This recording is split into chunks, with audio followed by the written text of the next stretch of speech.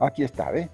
Muy bien, entonces este pedazo de línea de lambda sobre 4 tiene 50 ohmios de impedancia característica y diferentes valores de ZL. Aquí está, ¿ve?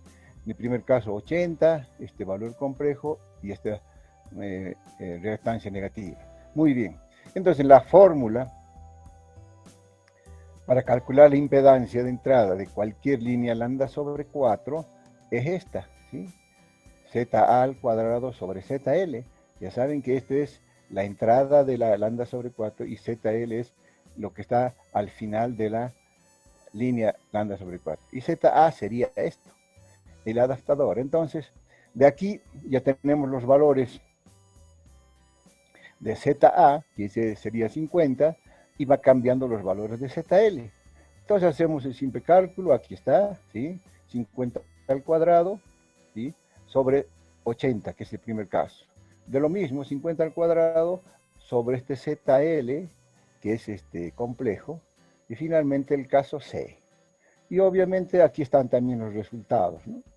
Este resultado para el caso A, este para el caso B y este para el caso C. ¿Ya? Acá, en primera mirada, se ve que, miren, ya se está trabajando como inversor. Miren, acá está positivo y aquí sale negativo. Aquí sale negativo y aquí sale positivo, ¿no? Entonces, como referencia. Bueno, entonces ahora haremos gráficamente y compararemos estos valores que fueron obtenidos con esta sencilla fórmula, pero ahora lo hacemos gráficamente. ¿Ya? Vamos para el primer caso, entonces. Ahí estaría el primer caso, ¿sí? Entonces, acá está la condición que hemos hecho con fórmulas. Y bueno, ahora, ¿qué vamos a hacer?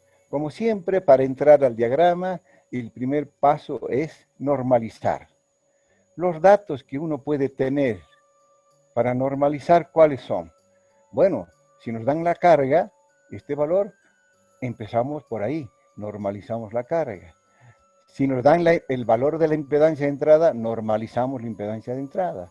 Y si nos dan un valor de la impedancia en cualquier punto de la línea, lo primero que tenemos que hacer es normalizar el dato, ¿sí? Entonces, en este caso, ¿cuál es el dato? La carga ZL. Entonces, como primer paso, normalizamos este valor, ¿sí? Y sacamos el ZL normalizado, ¿no? ¿Qué significa normalizar? Significa dividir el valor real del ZL sobre el ZC. Esto es lo que está aquí, ¿eh? Aquí está la carga ZL, entonces físicamente estamos acá operando en este extremo y hacemos 80 sobre 50, 1.6, valor normalizado para entrar al diagrama, ¿sí? Muy bien. Entonces ese es el punto que ubicamos, ¿sí? Y es un valor resistivo puro, y aquí está el eje de la resistencia, ¿no?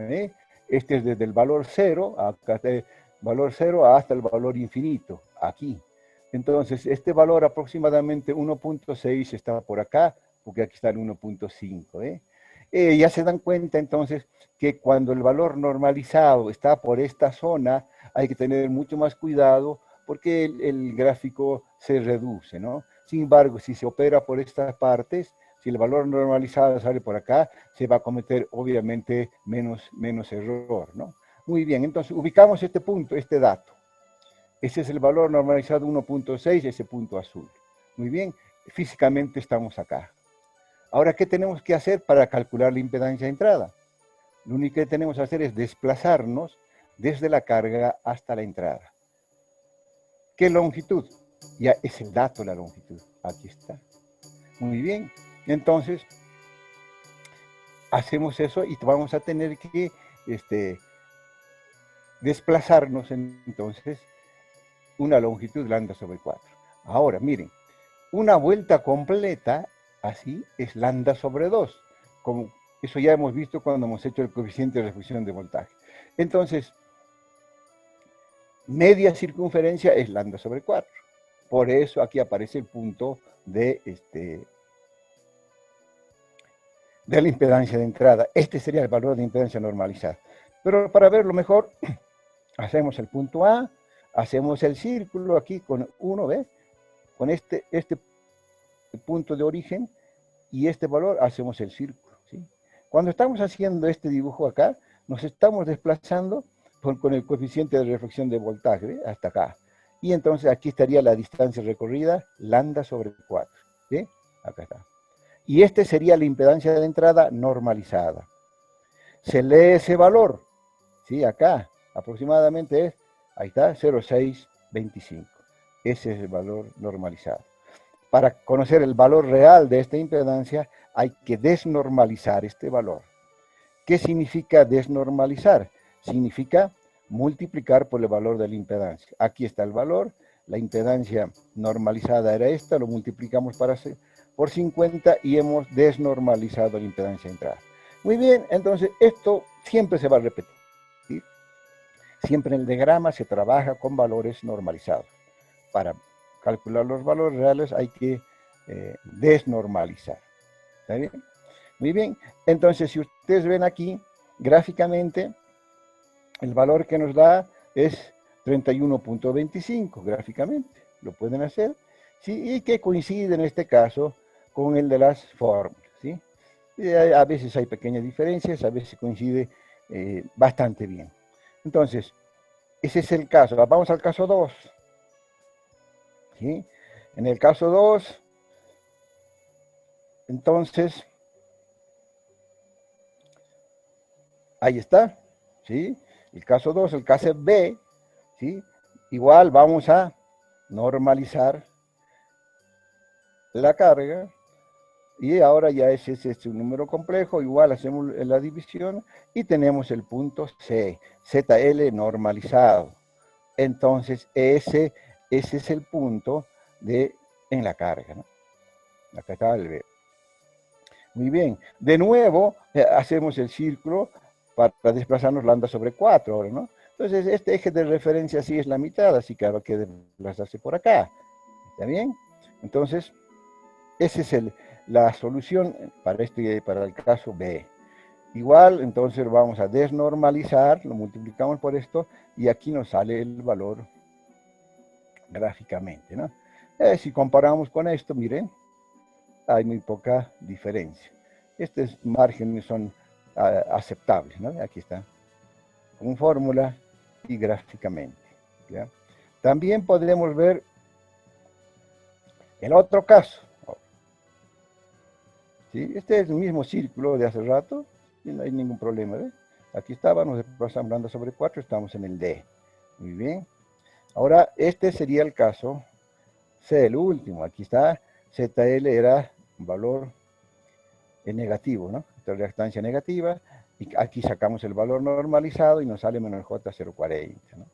Entonces, eso hay que ver que aquí están los valores negativos de las reactancias y aquí están los valores positivos de las reactancias.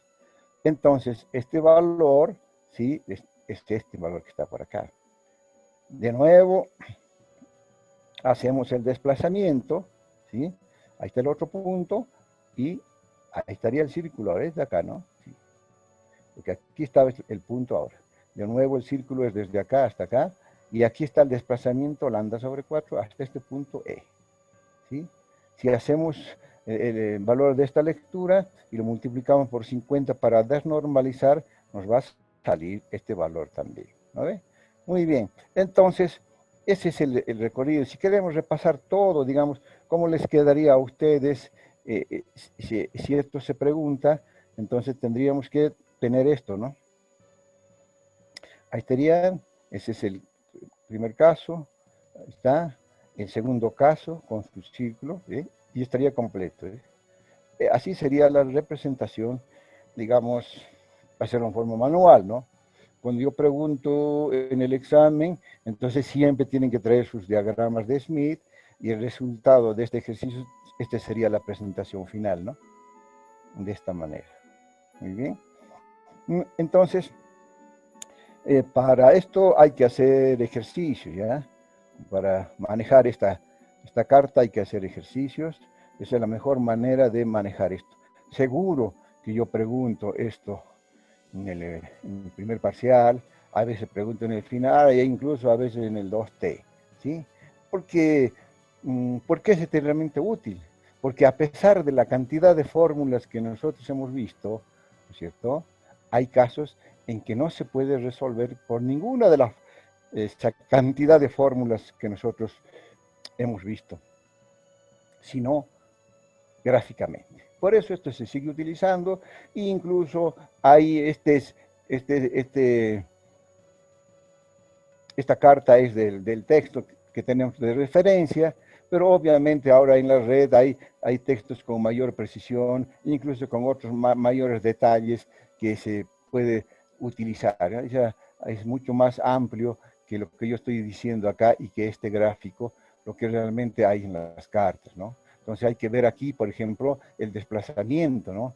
¿Por qué decimos, si aquí estoy en la carga, ahora me muevo hacia la entrada, hacia el lado del generador? Aquí está, esa es la dirección en el sentido de las agujas del reloj, para moverse desde la carga hacia el generador, ¿sí? Al revés también puede ser, desde el generador hacia la carga, entonces esto se gira al revés, ¿no? Y aquí están las longitudes, ¿no? Que ahora era sencillo, porque lambda sobre 4 era desplazarse a la mitad, pero en la práctica, cuando tengan un valor cualquiera, entonces hay que leer esto, ¿sí? Esta escala, y de ahí desplazarse en términos de lambda para llegar a cualquier parte de la línea, ¿sí? Entonces, esta parte es para hacer el desplazamiento, ¿sí? De cualquier punto hacia cualquier punto. De la carga al generador, del generador a la carga, al centro de la línea, en fin. Pero todo esto está en términos de lambda, ¿no? Y este ángulo que está aquí es del coeficiente de reflexión. Bueno, entonces, esta sería la misma gráfica, ¿sí? Pero lo que vuelvo a repetir, entonces, tienen que hacer ejercicios, porque este es un tema que siempre pregunto. Muy bien, entonces, con esto, el simulador, por ejemplo, pueden ustedes hacer la prueba con qué precisión sale el simulador, ¿sí?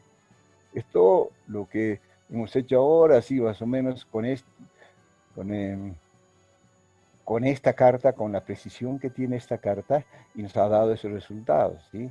Ahora hagan ustedes este ejercicio lo pueden repetir y háganlo con el simulador y comparen la precisión. Obviamente que el simulador es mucho mejor en estos casos, ¿no? Aunque ustedes van a ver que el simulador en algunas situaciones no es tan preciso, ¿sí? Entonces, eso es para que vayan conociendo los límites, ¿no? Hay casos, por ejemplo, en que en el simulador les tiene que dar un valor cero. Matemáticamente sale cero, pero el simulador no les va a dar cero. Les va a dar un valor muy pequeño, ¿sí?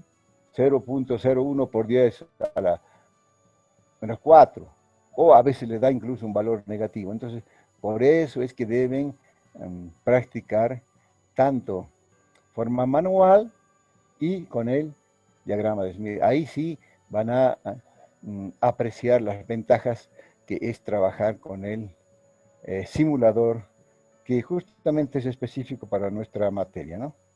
Muy bien. Entonces, vamos a entrar a este otro tema, ¿sí? Este sería el tema de el uso de la carta de Smith en su forma de admitancias. Muy bien. La carta que nosotros hemos visto eran impedancias, se dice la carta de impedancias, porque tenía los círculos R y los círculos X, ¿cierto? Resistencias y reactancias. Y en la práctica, en algunos casos, principalmente cuando hay que diseñar sistemas de acoplamiento, ¿sí? Es mucho más práctico, en vez de trabajar la carta de Smith en forma de impedancias, utilizar la carta de Smith en forma de admitancias. ¿Te das cuenta? Entonces, ¿eso qué va a significar? Nosotros tenemos el Z sombrero, que es de las impedancias, justamente. Entonces, ahora se puede sacar la admitancia sombrero, ¿no? O la admitancia normalizada, ¿sí? Que va a quedar obviamente la relación, la inversa de la eh, impedancia normalizada. ¿Ya? Muy bien. Entonces, nosotros teníamos esta fórmula, Y también teníamos la siguiente fórmula, ¿ves? Entonces aquí tenemos la ecuación 273, que es por definición de la impedancia normalizada, ¿sí? Esta es su definición inicial, pero esta es la forma práctica de utilizarlo mejor, ¿no? Aquí está, ¿ves? Quiere decir que la impedancia normalizada se puede poner en función del coeficiente de reflexión, ¿ves? Por eso hay una relación en la carta de Smith también de este parámetro con este. Muy bien. Entonces podemos empezar a ver cómo podemos calcular esto. Bueno, acá ya está la solución. Hacemos esto con la 273, miren, y nos va a quedar esto, que la admitancia normalizada tiene los mismos parámetros que la impedancia, miren. Ya, nada más que están invertidos los signos acá. Eso es lo que está pasando, nada más. ¿Ya? Entonces, habrá que definir el coeficiente de reflexión, en este caso de corriente. Aquí está de voltaje. Entonces, se puede definir el coeficiente de reflexión de corriente, ¿no? O sea, corriente reflejada sobre corriente incidente. Entonces, ese nuevo parámetro para nosotros va a ser acá coeficiente de reflexión de corriente, ¿sí? Y ese sería el caso. Entonces, aquí está, ¿eh? Por definición, coeficiente de reflexión de corriente en cualquier posición Z. O sea, la corriente reflejada sobre la corriente incidente en ese mismo punto. Esto significa en función de voltajes esto. Y lo que nos interesa es decir que este coeficiente de reflexión de corriente es el mismo valor del de voltaje, nada más que con signo negativo. ¿Sí? Entonces, si ahora utilizamos este valor de acá, ¿sí? Y lo ponemos acá, obviamente este valor va a venir acá, y utilizamos esto, ¿y qué nos va a quedar? Nos va a quedar entonces la siguiente fórmula, ¿ve? Ahí está. ¿Esto qué sería? La admitancia normalizada en función del coeficiente de reflexión de corrientes, ¿sí?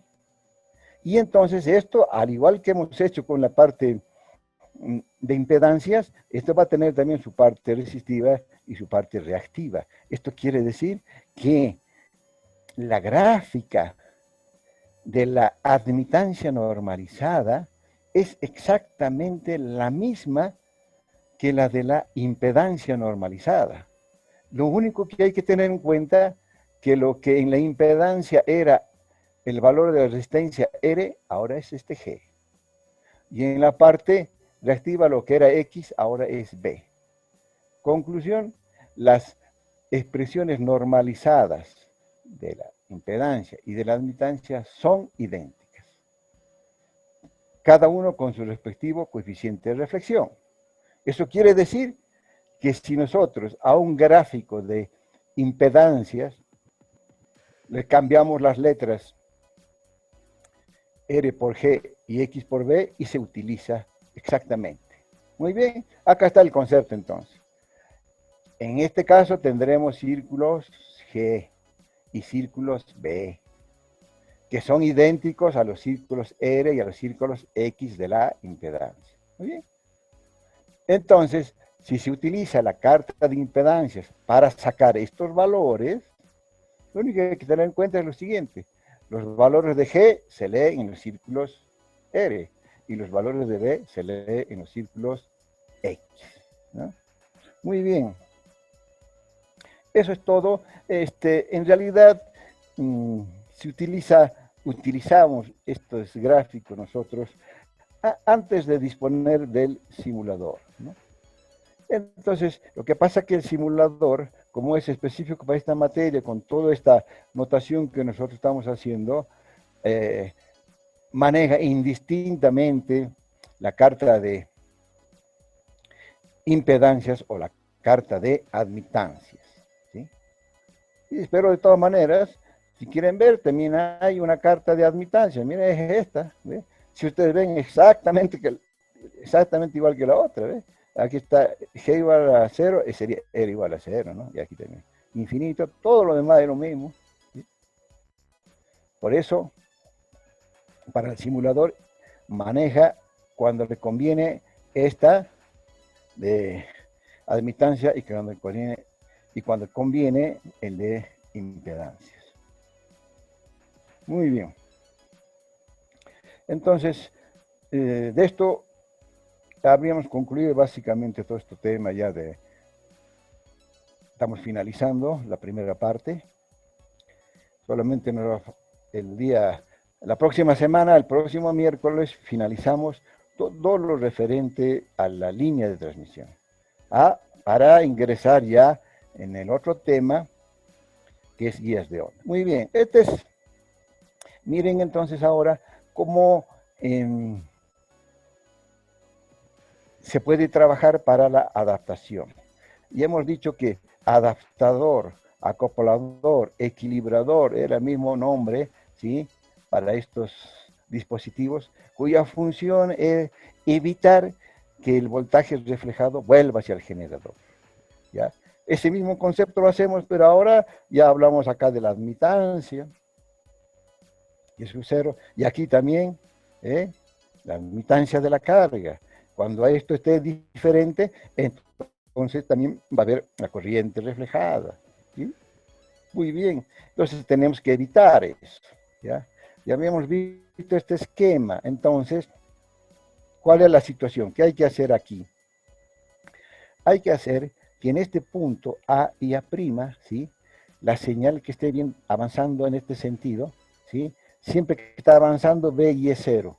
Cuando llegue aquí, también tiene que ver y es cero, y vamos a decir está acoplado, ¿sí? Pero ojo, la admitancia aquí es igual, ¿sí? Va a tener una parte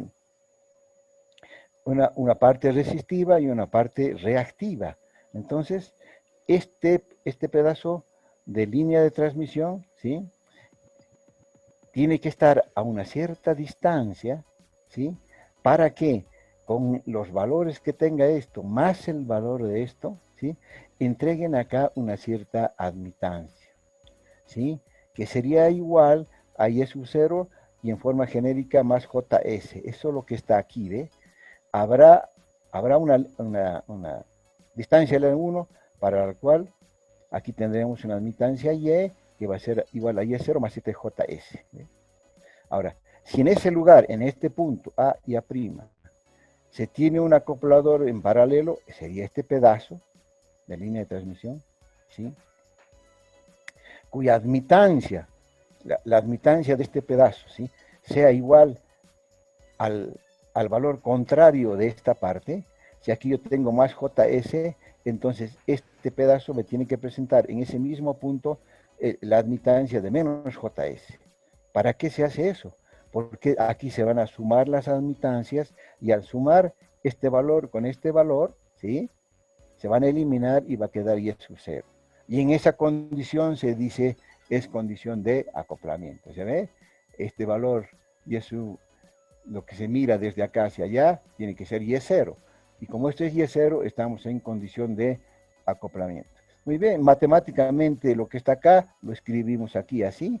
Aquí está la impedancia de entrada, va a ser la suma de las dos admitancias. Esta es la que conforma este pedazo, y este pedacito, y este pedazo de línea de esta longitud de L1 tiene este valor, y entonces aquí ya sería la condición de acoplamiento. ¿Está bien? Muy bien, se puede ahora trabajar con impedancias, con admitancias normalizadas, ¿no? ¿Sí? A ver, lo veremos. Miren, si tiramos la normalización, ahí está. Ahora hacemos lo mismo, el mismo concepto, pero ya trabajamos con las admitancias, ¿no?, normalizadas. Entonces, ahí va a estar el valor de la admitancia normalizada, es la anterior, sobre Y0, y miren aquí, ¿sí? Quiere decir que este valor va a tener acá siempre un valor 1 más, más un valor cualquiera, ¿no? Y eso va a ser de esta Y. Y la otra, la Y sub S, la otra admitancia que teníamos acá, normalizamos también, ahí está, sacamos el valor normalizado y va a ser su valor menos JS, porque es el contrario de este sobre Y sub 0 y queda menos JB. Entonces, ya estamos trabajando con valores normalizados, y si tenemos los valores normalizados de estas dos, podemos sacar el valor normalizado acá, en este punto, el valor normalizado de esta admitancia y sub I. ¿Sí? Sumamos entonces estas dos, y este sería el resultado, ¿eh? Estamos sumando estas dos, sería la suma de esto, y esta sería la condición de acoplamiento. ¿Esto para qué sirve? Sirve obviamente para una determinada frecuencia y para una determinada carga, ¿ya? Si cambian la carga o cambian la frecuencia, entonces esta adaptación ya no funciona adecuadamente.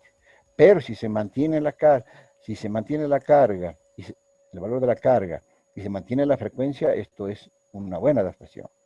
Este sistema entonces puede adaptar cualquier carga a cualquier admitancia, ¿sí? A cualquier línea, para un determinado valor de frecuencia y para un determinado valor de la carga. Si cambia uno de los dos o los dos, bueno, hay que hacer el nuevo ajuste para hacer esto. Y aquí está la gran ventaja del simulador SDL, porque el SDL, lo único que tienen que hacer ustedes, hagan la prueba, van a ver, le dan este valor de la impedancia, si quieren, o de la admitancia, y el simulador ya les entrega esta distancia, y les entrega esta distancia, que en realidad son las incógnitas, ¿no? Aquí, para resolver este problema, ¿qué hay que hacer? ¿A qué distancia? ¿Cuánto es esta distancia? Aquí. ¿Y cuánto es el otro pedazo de línea de transmisión? Aquí está su longitud L1 y estas dos. Entonces las incógnitas acá serían estas dos distancias. Hecho eso, está solucionado el problema, ¿ya? Eso es lo que se dice acá. Muy bien. Ahora, si cambia la frecuencia, habría que cambiar esta posición. Pero imagínense, si esto es un cable coaxial, si no es tan sencillo mover estos dos puntos, ¿no? Habría que desplazarse estos dos puntos de conexión, moverse a lo largo de acá. Eso teóricamente aquí es sencillo, pero en la práctica, si es un cable coaxial, no es tan sencillo estar desplazando, estar cambiando esto, ¿no? Porque si cambia la frecuencia, habría que cambiar esto. Entonces, para eso físicamente se hace estos tipos de adaptadores y que permitan variar esta distancia con mayor facilidad, ¿ya? Eso es lo que está acá, lo que se presenta a continuación esquemáticamente. Miren. Bueno, esto está repetido ya, ¿eh? La parte real, la admitancia, y estas son las dos distancias. Muy bien. Entonces, aquí está lo que ya se hace con los equilibradores, ¿ve? Para poder variar la distancia. Aquí está, ¿ve? Cortocircuito deslizable, ¿sí? Para permitir esa variación. En el caso de un acoplador, y este es en el caso de acopladores, ¿ve? Se pueden tener más de un acoplador, sino dos acopladores. Entonces, este caso que acabamos de ver, y este caso no hemos visto, pero obviamente aquí hay un acoplador, acá hay dos, entonces si este tiene una distancia de L1, aquí habrá dos distancias, ¿no? Miren, bueno, aquí se repite el mismo concepto, ¿sí?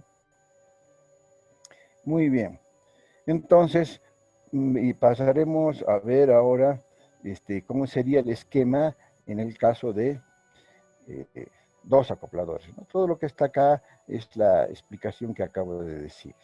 Muy bien, entonces sería este. Ahora, miren, habrá que ir acoplando todo esto, ¿no? ¿Para qué se hace esto? ¿Por qué? Porque como el anterior era para una determinada frecuencia, para una determinada carga, ¿qué va a pasar si hay una variación de la frecuencia acá? Entonces continuamente habría que estar deslizando y moviéndose. Entonces, para hacer un sistema que me funcione en cierto rango de operación, entonces ya es mucho más práctico, ¿no? Ya no estar en el problema de que cada que cambia la frecuencia hay que estar moviendo este acoplador. Entonces, este sistema que está acá permite también hacer un acoplamiento en este punto, pero ya en un rango más grande. Los conceptos de acoplamiento son exactamente lo mismo. El Yes Width tiene que ser igual a 1, Aquí se repite todo esto, pero ojo, hay que tener cuidado porque primero hay que ir haciendo estas adaptaciones poco a poco, ¿ya? Este, hacer esto gráficamente no es tan sencillo, hay que ser muy cuidadoso, ¿sí? Pero aquí nos vuelve a solucionar el SDL, ¿sí? Entonces, el SDL, ¿qué hace para solucionar esto? Fija esto un valor. Normalmente es, digamos, cierto 3/8 de lambda o un determinado valor, lo fija. Y una vez que ya está fijado esto, ya tiene este valor, y entonces la única incógnita serían este L2, este L2, este L1 y esta otra distancia L2, ¿vale?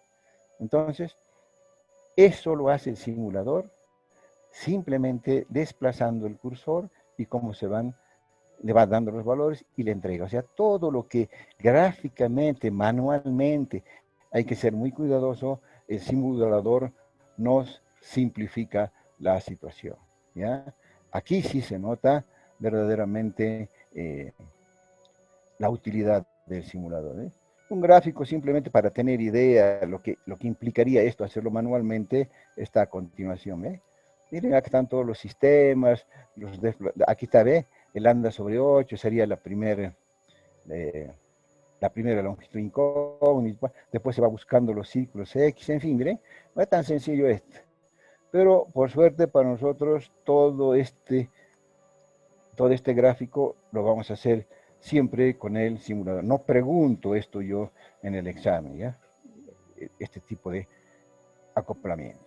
Bueno, con esto ya nos quedaría la próxima semana la última clase y para finalizar la primera parte, ¿ya? Entonces, esta tarde nos veremos para hablar del laboratorio.